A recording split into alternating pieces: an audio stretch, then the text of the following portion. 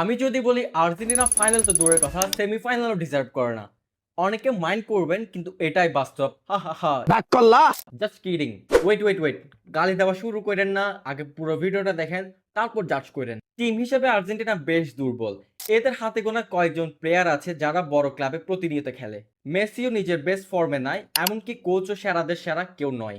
এখন অনেকে বলবে ফিফা বা রেফারি কিনে কিংবা দুর্বল টিমের বিপক্ষে খেলেছে বলে জিতেছে, কিন্তু সত্যি বলতে এসবের কোনোটাই আসল কারণ নয়। জাস্ট একবার ভেবে দেখুন, বিশ্বকাপে যারা খেলে তাদের কেউই দুর্বল টিম না। দুর্বলতায় যদি মাপকাঠি হতো তাহলে বাংলাদেশও এই জায়গায় থাকতো। আর ফিফা কিংবা রেফারি কিনে নেওয়ার কথাটা জাস্ট আ জোক। এটা সিরিয়াসলি নেওয়ার কিছুই নেই।